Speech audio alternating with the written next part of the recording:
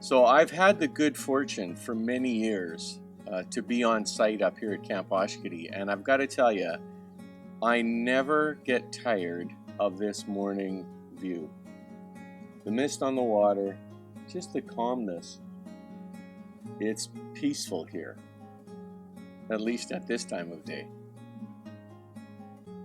But even more important than this physical environment that is peaceful, there's a sense of spiritual peace in this place.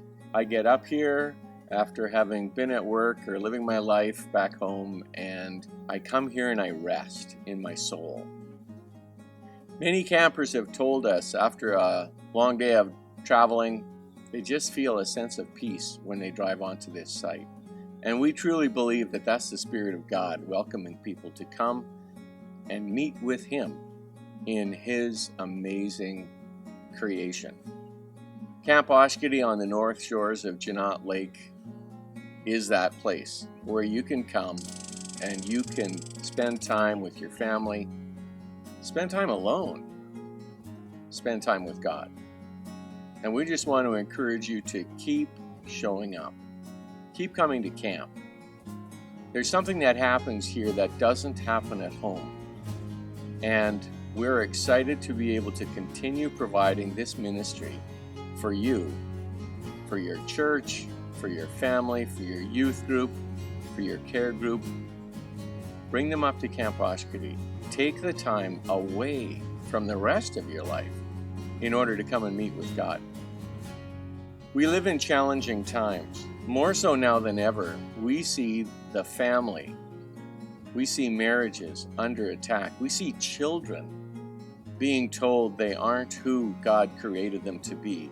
And our board is committed to doing everything that we can to support the Christian family, to support the church in strengthening marriages, strengthening families, strengthening individuals in their walk with Jesus.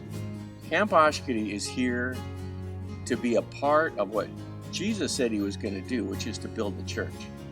And so the way we're going to do it is to support the families that are part of the church, to support the individuals, the young kids, the teens, the singles, the seniors, all of those people that you see in your community. Camp Oshkidee is here to support you in your spiritual growth. We want to see the church flourish, and Camp Oshkidee is here for that purpose.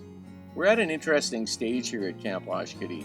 In 2023, Camp Oshkidee lost Chips, Henry Block. He was one of the founders, longtime chairman.